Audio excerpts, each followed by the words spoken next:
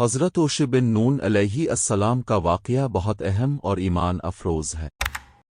آپ علیہ السلام کو ایک عظیم نبی اور پیغمبر حضرت موسیٰ علیہ السلام کا خادم ساتھی اور جانشین ہونے کا شرف حاصل ہے۔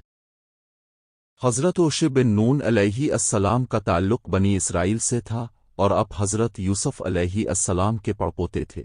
اپنے حضرت موسیٰ علیہ السلام کی رفاقت میں ایک لمبی زندگی گزاری۔ آپ کا ذکر قرآن مجید میں نام کے ساتھ نہیں ہے، لیکن سورۃ کہف میں حضرت موسیٰ علیہ السلام کے ایک نوجوان رفیق کا ذکر ہے، جس کے بارے میں حدیث سے ثابت ہے کہ وہ حضرت یوشع علیہ السلام ہی تھے۔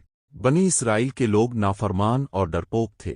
حضرت موسیٰ علیہ السلام نے جب بنی اسرائیل کو مصر کی غلامی سے نجات دلائی اور فرعون غرق ہوا تو اللہ تعالیٰ نے انہیں بیت المقدس اور اس کے اطراف میں بسنے کا حکم دیا، لیکن جب وہ شہر کے قریب پہنچے اور سنا کہ شہر بیت المقدس کے لوگ طاقتور اور جنگجو ہیں تو بنی اسرائیل نے بزدلی دکھائی۔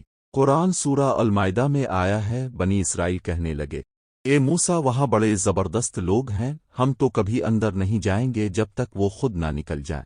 یہاں تک کہ انہوں نے نافرمانی میں یہ بھی کہہ دیا، اے موسیٰ تم اور تمہارا رب جا کر لڑو، ہم تو یہیں بیٹھے ہیں۔ اللہ تعالیٰ اس نافرمانی پر ناراض ہوئے اور بنی اسرائیل کو 40 سال کی مدت کے لیے صحرائے طے میں بھٹکنے کی سزا مقرر کر دی۔ اس دوران حضرت موسیٰ علیہ السلام، حضرت ہارون علیہ السلام اور حضرت یوشع علیہ السلام بھی ان لوگوں کے ساتھ تھے۔ اس طویل عرصے میں حضرت ہارون علیہ السلام وفات پا گئے اور وہ تمام لوگ جو نافرمان تھے وہ سب بھی وفات پا گئے اور ان سب کی نئی نسلیں باقی رہیں۔ حضرت موسیٰ علیہ السلام صحرائے طے کے اختتام کے بعد وفات ہوئے۔ حضرت موسیٰ علیہ السلام کے وفات کے بعد اللہ نے حضرت یوشع علیہ السلام کو بنی اسرائیل کا نیا نبی اور قائد مقرر کیا اور بیت المقدس کو فتح کرنے کا حکم دیا۔ ان کی قیادت میں بنی اسرائیل کی نئی نسلوں نے بیت المقدس کی فتح کا ارادہ بھی کیا اور نئے حوصلے کے ساتھ شہر کنعان یعنی موجودہ بیت المقدس کی جانب روانہ ہوئے۔ اس وقت شہر عنان ملک شام کا ایک حصہ تھا جس کے اندر ارہا نام کا قلعہ تھا۔ ارہا قلعہ کا جو دروازے تھا وہ بیت المقدس تھا، یعنی قلعہ اربا کے اندر بیت المقدس تھا۔ جب پہنچے تو دیکھا کہ ان کا مقابلہ شہر عنان یعنی بیت المقدس کے جابر بادشاہوں سے تھا اور وہاں کے باشندوں کی تعداد بھی بہت زیادہ تھی۔ اس قلعے کی چاروں طرف کی دیواریں وہاں کے محلوں سے بھی بلند اور مضبوط تھی۔ نقطہ بنی اسرائیل اس قلعے کو فتح کرنا مشکل سمجھنے لگے، کیونکہ اس قلعے کے اندر داخل ہونا دیواروں کی وجہ سے مشکل تھا۔ کہا جاتا ہے کہ حضرت یوشع نے 6 مہینے تک گھیرے رہے۔ یوشع علیہ السلام اپنے قوم کو تسل دیتے ہوئے فرمایا، یہ دیواریں اللہ کے حکم سے گر جائیں گے، لیکن شرط یہ ہے کہ تم سب اللہ کو یاد کرتے ہوئے خاموشی کے ساتھ 7 دن تک ایک بار شہر کے چاروں طرف چکر لگاؤ۔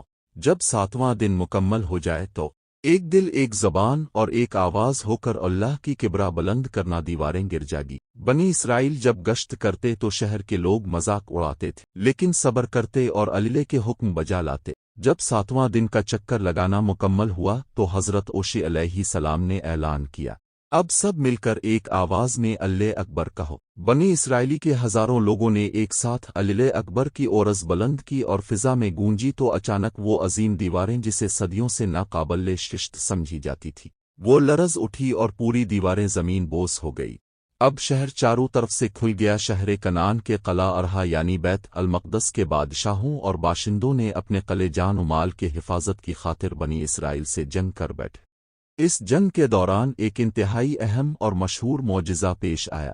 جب جنگ اپنے عروج پر تھا اور فتح قریب تھا تو وہ دن جمعہ کا تھا۔ عصر کا وقت ختم ہو کر مغرب کا وقت ہونے کو چلا تھا۔ نقطہ یعنی جمعہ کا دن ختم ہونے والا تھا اور ہفتے کا دن شروع ہونے والا تھا۔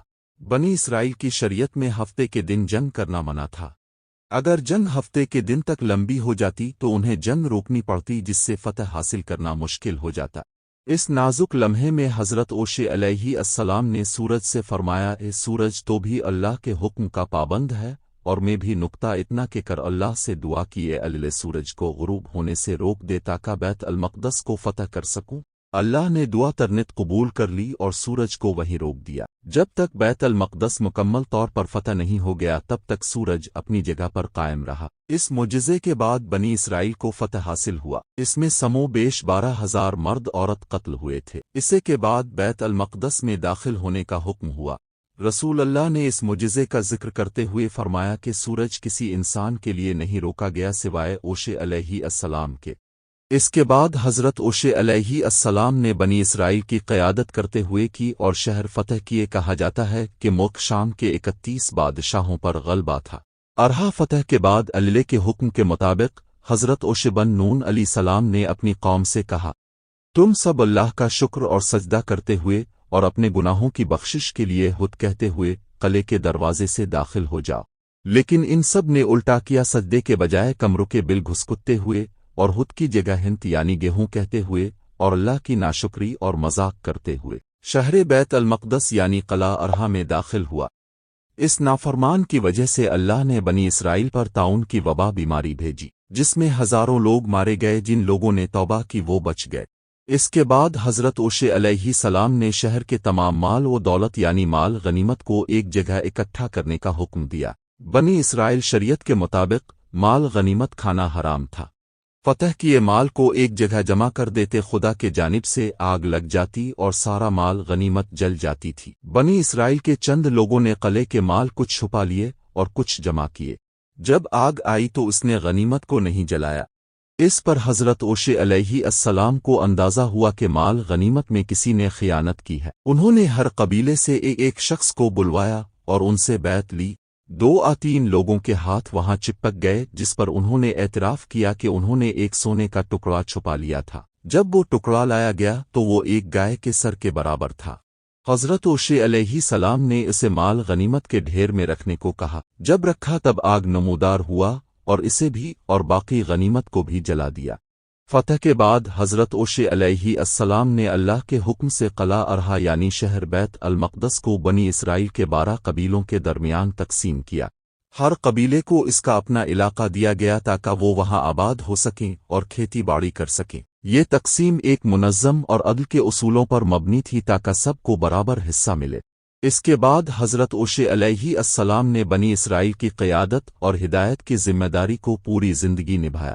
خدا کے حکم اور تورا کے ذریعے نصیحت کرتے رہے۔ آپ کی عمر 127 سال تھی۔ اپنے حضرت موسیٰ علیہ السلام کی وفات کے بعد 27 سال تک بنی اسرائیل کی رہنمائی کی۔ آپ کی وفات اسی مقدس سرزمین پر ہوئی۔ آپ کو آپ کے آبا و اجداد کی قبروں کے پاس دفن کیا گیا۔ آپ کی وفات کے بعد بنی اسرائیل میں کوئی بھی نبی یا رسول نہیں آیا، بلکہ ان کی قیادت قاضی اور سرداروں کے ہاتھ میں رہی۔ اس واقعے سے معلوم ہوا کہ اللہ کی مدد سے بیت المقدس کو سب سے پہلے حضرت اوشے علیہ السلام نے فتح کیا۔